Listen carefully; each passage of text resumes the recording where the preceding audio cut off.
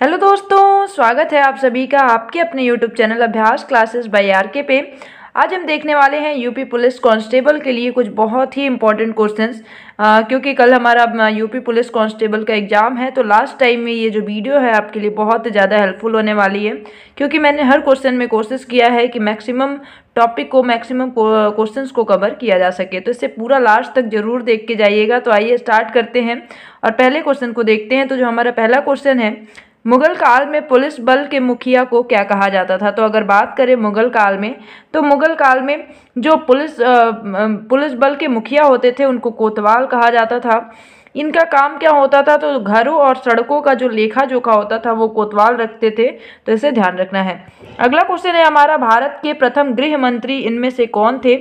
तो बात करें तो भारत के पहले गृह मंत्री की, तो इसका राइट आंसर क्या हो जाएगा, ऑप्शन नंबर ए सरदार पटेल।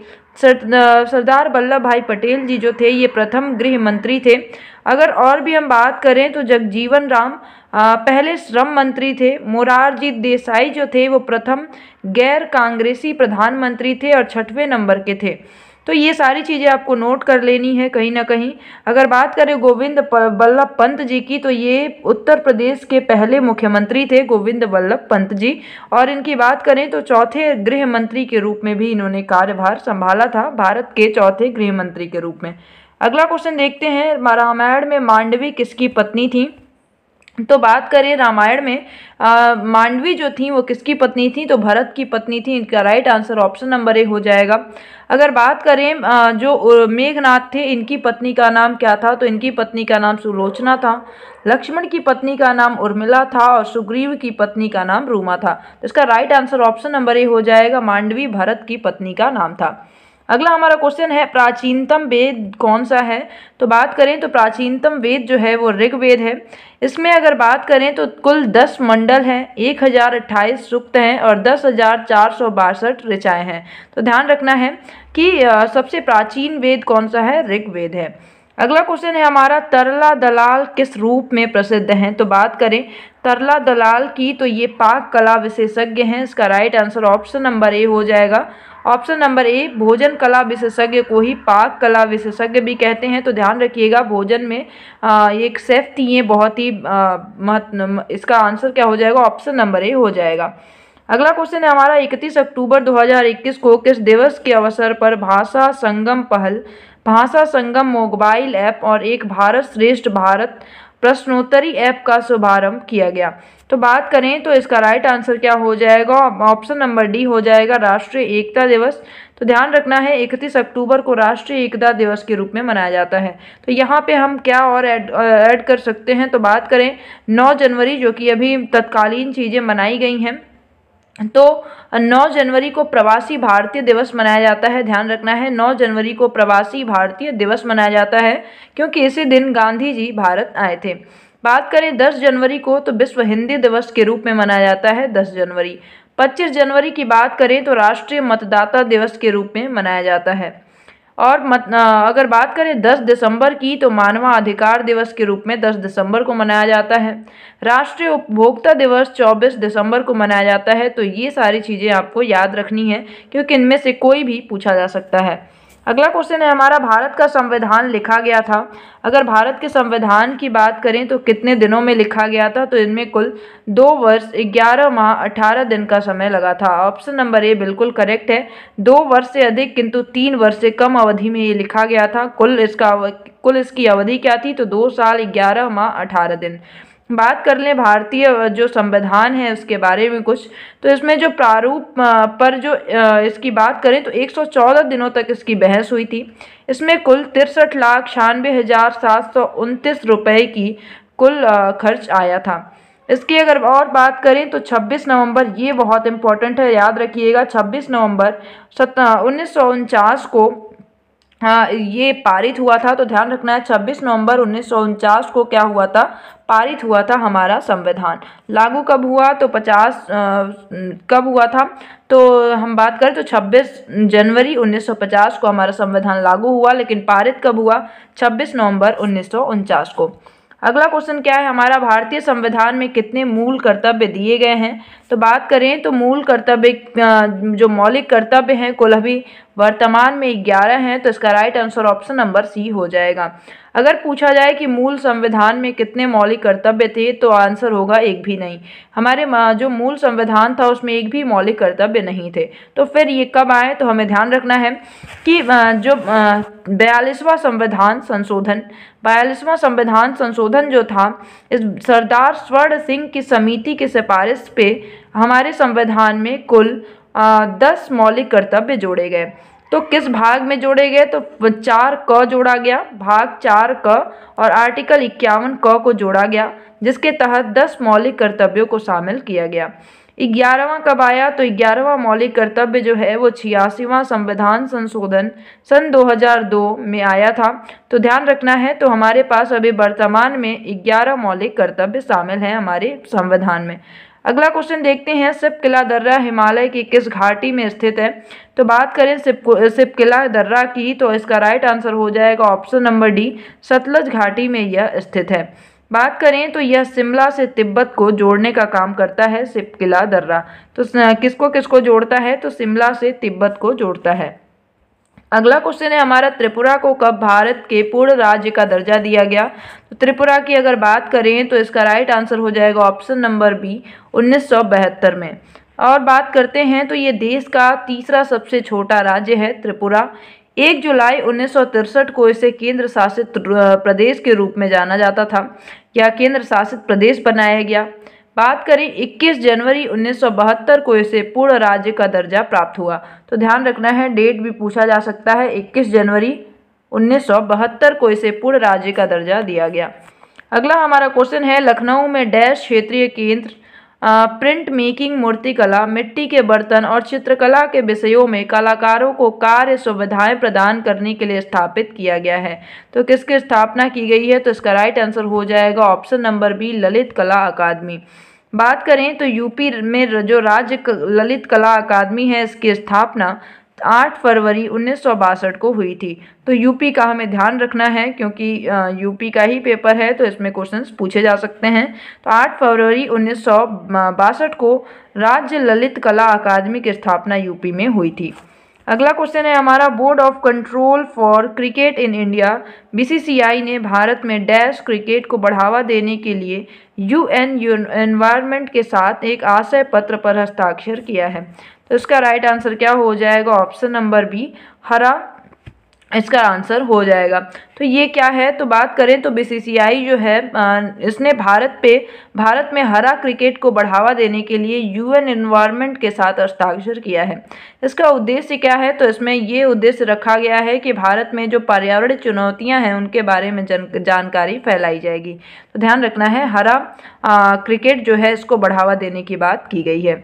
अगला क्वेश्चन है हमारा, 1 दिसंबर 2021 को कौन सा देश G20 ट्राइका में शामिल हुआ। तो ये हम वर्तमान की अगर बात करें तो ये पुराना है, ये डाटा पुराना है, इसकी बात हम नहीं करेंगे क्योंकि ये नहीं पूछा जाएगा। अभी हमें पता है कि 2023 में जो G20 की मेज़बानी है वो भारत के द्वारा की गई थी। ट्राइका क्या होता है, तो ट्राइका होता है कि इससे पहले कौन सा देश G20 का जो भी वर्तमान साल चल रहा है उससे पहले कौन सा देश मेज़बानी कर रहा था, वर्तमान में कौन कर रहा है और आने वाले अगले साल में कौन करेगा। तो वर्तमान में अगर बात करें ट्राइका की, तो इस टाइम ट्राइका कौन है, इस समय इंडोनेशिया, इंडिया और ब्राज़ील जो हैं ट्राइका में शामिल हैं। तो बात करें तो 2023 में इंडिया ने मेज़बानी की है, अगला देश जो है वो ब्राज़ील है, इससे पहले किसने किया, इंडोनेशिया ने किया था। और कौन सा संघ शामिल हुआ है ये आपको कमेंट सेक्शन में बताना है 2023 में। अगला क्वेश्चन देखते हैं। अगला क्वेश्चन है हमारा, 17 नवंबर 2021 को किस रेलवे स्टेशन पर भारतीय रेलवे के पहले पॉड होटल का उद्घाटन किया गया है। तो इसका राइट आंसर हो जाएगा option number D, Mumbai central में। अब ये पॉड क्या होता है, तो पॉड की अगर बात करें तो होटल में बड़ी संख्या में छोटे आकार के कमरे होते हैं, उन्हें पॉड के नाम से जाना जाता है। अगला क्वेश्चन है हमारा, भारतीय राष्ट्रवाद के पहले या प्रारंभिक चरण को डैश चरण भी कहा जाता है। तो इसमें अगर हम बात करें, ये क्वेश्चन काफ़ी इंपॉर्टेंट है, तो इसकी अगर बात करें तो इसका राइट आंसर क्या हो जाएगा, तो इसका राइट आंसर हो जाएगा ऑप्शन नंबर सी, मध्यम। तो भारतीय राष्ट्रवाद के पहले या प्रारंभिक चरण को मध्यम चरण भी कहा जाता है। अब इसमें थोड़ी सी हम बात कर लें तो भारतीय राष्ट्रवाद के जो पहले या प्रारंभिक चरण थे, इनको उदारवादी चरण भी कहते हैं। ये भी ध्यान रखना है, इन्हें उदारवादी चरण के रूप में जाना जाता है। ये कब से कब तक था? तो 1885 से 1905 तक का जो चरण था ये उदारवादी चरण था, और इसे मध्यम चरण भी कहा जाता है। ये ध्यान रखना है। अब इसमें इसकी सबसे प्रमुख घटना क्या थी? तो इस चरण की सबसे प्रमुख घटना थी, सॉरी यहाँ 1885 करिएगा, 1885 में कांग्रेस पार्टी, भारतीय राष्ट्रीय कांग्रेस की स्थापना। तो ये ध्यान रखना है 1885 में। तो क्वेश्चन क्या पूछा जा सकता है कि किस चरण में, राष्ट्रवाद के किस चरण में भारतीय राष्ट्रीय कांग्रेस की स्थापना हुई? तो आप कह सकते हैं उदारवादी चरण, जैसा भी ऑप्शन हो, या फिर मध्यम चरण या फिर प्रारंभिक चरण, जो भी ऑप्शन में हो उस पर हमें टिक लगाना है। अगला क्वेश्चन है हमारा, महात्मा गांधी ने सत्याग्रह सभा की स्थापना डैश में की थी? तो बात करें तो महात्मा गांधी के द्वारा सत्याग्रह सभा की स्थापना जो है फरवरी 1919 में की गई थी। ये क्यों की गई? तो ध्यान रखना है कि जो रूलेट एक्ट बनाया गया उसके विरोध में फरवरी 1919 को सत्याग्रह सभा की स्थापना की गई थी, रूलेट एक्ट के विरोध में। इसी में एक क्वेश्चन बहुत इंपॉर्टेंट हो सकता है कि इसी समय गांधी जी ने जो ब्रिटिश सरकार था उसको शैतानी लोग कहा था। तो इसी समय रूलेट एक्ट के विरोध में जब सत्याग्रह सभा की स्थापना की गई, उसी समय महात्मा गांधी ने शैतानी लोग कहा था किसको? ब्रिटिश सरकार को। अगला क्वेश्चन है हमारा, डैश भारत में राजनीतिक सुधारों के लिए आंदोलन शुरू करने वाले भारतीय नेता कौन थे? तो राजनीतिक सुधारों के लिए जो आंदोलन शुरू करने वाले नेता थे वो राजा राम मोहन राय जी थे। राजा राम मोहन राय भारत में राजनीतिक सुधारों के लिए आंदोलन शुरू करने वाले पहले भारतीय नेता थे। अगला क्वेश्चन देखते हैं कि भारतीय रिजर्व बैंक आरबीआई ने पेटीएम पेमेंट्स बैंक लिमिटेड पर कितने करोड़ रुपए का जुर्माना लगाया? तो इसका राइट आंसर क्या हो जाएगा? इसका राइट आंसर हो जाएगा 1 करोड़ रुपए का। अब ये जुर्माना क्यों लगाया गया? यह जुर्माना payment and settlement system act 2007 की धारा 26(2) के उल्लंघन के लिए लगाया गया था। तो ये भी ध्यान रखना है, ऑप्शन नंबर ए बिल्कुल करेक्ट है। अगला क्वेश्चन है हमारा, 28 दिसंबर 1885 को भारतीय राष्ट्रीय कांग्रेस की स्थापना गोकुलदास तेजपाल संस्कृत स्कूल के परिसर में डैश में हुई? तो बात करें तो इनकी स्थापना जो थी ये बम्बई में हुई, और कब हुई? तो 18 दिसंबर 1885 में। स्थापना करने वाले कौन थे? A.O. ह्यूम थे। ये भी ध्यान रखना है, A.O. ह्यूम थे। इसकी पहली बैठक या पहला अधिवेशन जब स्थापना हुई, वही इसका पहला अधिवेशन था, तो गोकुलदास तेजपाल संस्कृत स्कूल में हुआ, जो कि बम्बई में है। अब बात करें तो इसमें कुल 72 लोग शामिल थे। इस अधिवेशन में ये क्वेश्चन पूछा जा चुका है, तो 72 लोग इसमें शामिल थे। व्योमेश चंद्र बनर्जी थे इनके पहले अध्यक्ष थे। व्योमेश चंद्र बनर्जी जो थे ये भारतीय राष्ट्रीय कांग्रेस के पहले अध्यक्ष थे। और एक क्वेश्चन पूछा जाता है कि किसके दिमाग की उपज है कांग्रेस पार्टी? तो ध्यान रखना है डफरिन के दिमाग की उपज है। अगला क्वेश्चन देखते हैं। अगला क्वेश्चन है हमारा, राष्ट्रीय अनुसंधान विकास निगम के नवनियुक्त अध्यक्ष कौन है? तो इसकी बात करें तो इसका राइट आंसर हो जाएगा option number C. Option number C, Amit Rastogi. अगला क्वेश्चन देखते हैं। अच्छा, ये NRDC है क्या? तो विज्ञान एवं प्रौद्योगिकी मंत्रालय का एक उद्यम है। इसकी स्थापना 1953 में हुई थी। अगला क्वेश्चन है हमारा, भारतीय फुटबॉल टीम के कप्तान डैश अर्जेंटीना के लियोनेल मेस्सी के साथ सक्रिय खिलाड़ियों के बीच सर्वाधिक गोल करने वाले दूसरे अंतर्राष्ट्रीय खिलाड़ी हैं? तो इसका राइट आंसर हो जाएगा option number B, Sunil Chhetri. अगला क्वेश्चन क्या है हमारा, स्टार्ट इन माई स्काई शीर्षक किताब जो हाल ही में प्रकाशित हुई किसके द्वारा लिखी गई है? तो स्टार्ट इन माई स्काई ये किसकी पुस्तक है? तो इसका राइट आंसर क्या हो जाएगा? Option number B, Divya Dutta का है। तो इसका right answer option number B हो जाएगा। अगला हमारा, वैश्विक खाद्य सूचकांक सुरक्षा सूचकांक 2021 में भारत का कौन सा स्थान है? तो ये हमें ध्यान नहीं रखना है, ये पुराना डाटा है। हम करंट के डाटा को देखेंगे तो आपको बस नोट करना है, और जितनी चीज़ें मैं जो भी बता रही हूँ ये काफ़ी इंपॉर्टेंट है, तो उसे याद रखिएगा। तो सी के अगर इसकी बात करें तो सी है, खैर ये हमारे लिए इंपॉर्टेंट नहीं है। तो हमें क्या ध्यान रखना है, ग्लोबल पीस इंडेक्स जो 2023 या 24 के लिए है, तो ग्लोबल पीस इंडेक्स में भारत का जो स्थान है 126 है। ग्लोबल पीस इंडेक्स में 126। जेंडर गैप में कितना है? तो 127 है। जेंडर गैप में 127 है। फूड सेफ्टी इंडेक्स में भारत की रैंक पहली है। तो फूड सेफ्टी इंडेक्स में ध्यान रखना है पहली रैंक है। वर्ल्ड प्रेस फ्रीडम में इसका जो रैंक है भारत का वो 161 है। वर्ल्ड प्रेस फ्रीडम में जो रैंक है वो 161 है। बात करें ग्लोबल टेररिज्म इंडेक्स जो है इसमें 13वीं रैंक है भारत की। टेररिज्म जो इंडेक्स है इसमें कितनी है, 13वीं है। वर्ल्ड हैप्पीनेस इंडेक्स में भारत का जो स्थान है 136 है, ये काफ़ी इंपॉर्टेंट है, ध्यान रखना है। 126 global peace index. Gender gap जो इंडेक्स है इसमें 127 है।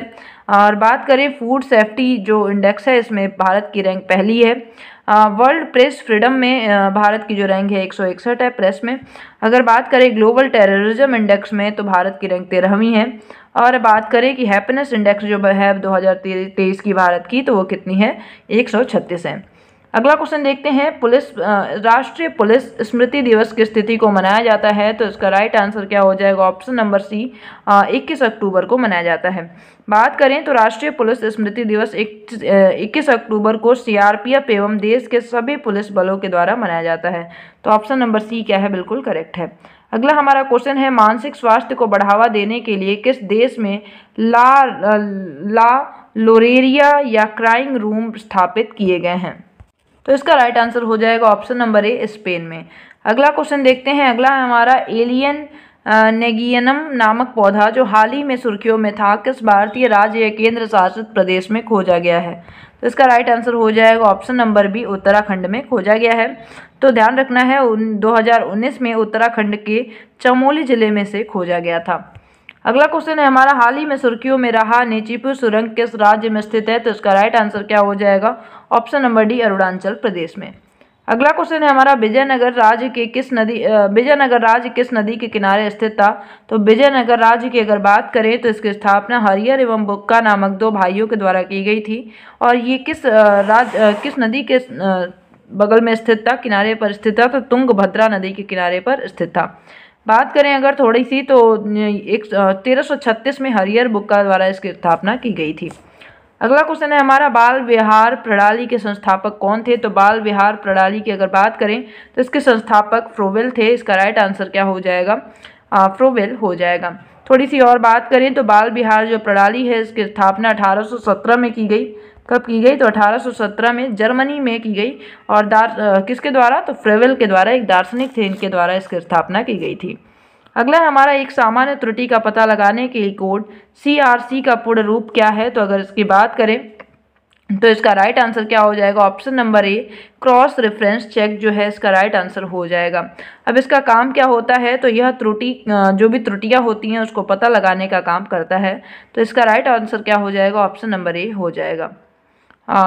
1 मिनट यहाँ पे थोड़ा सा करेक्ट करिएगा, ऑप्शन नंबर ए यहाँ नहीं है, क्रॉस रेफरेंस चेक नहीं होगा, यहाँ पे साइक्लिक रेडियोडेंसी कोड ये जो होगा इसका राइट आंसर हो जाएगा। प्लीज़ सॉरी, इसको करेक्ट करिएगा, ऑप्शन नंबर डी बिल्कुल ही करेक्ट है। अगला क्वेश्चन देखते हैं, टेस्ट क्रिकेट में 13 शतक बनाने वाला प्रथम भारतीय क्रिकेटर कौन था। तो बात करें तो इसका राइट आंसर क्या हो जाएगा, ऑप्शन नंबर 3, वीरेंद्र सहवाग। अगला क्वेश्चन है, भारत के राष्ट्रीय सर्वेक्षण और मानचित्रण संगठन को विज्ञान और प्रौद्योगिकी विभाग के तहत कब स्थापित किया गया था। तो इसका राइट आंसर हो जाएगा ऑप्शन नंबर सी, 1767 में। तो इसका राइट आंसर क्या हो जाएगा, ऑप्शन नंबर सी हो जाएगा। अगला क्वेश्चन देखते हैं, अगला क्वेश्चन है हमारा, सर्वे मैप 45D/7 के अंतर्गत कौन कौन से राज्य हैं। तो इसका राइट आंसर क्या हो जाएगा, ऑप्शन नंबर सी, गुजरात और राजस्थान। अगला क्वेश्चन है हमारा, उत्तर प्रदेश राज्य में टिहरी बांध परियोजना किस देश के सहयोग से पूरी की जाएगी।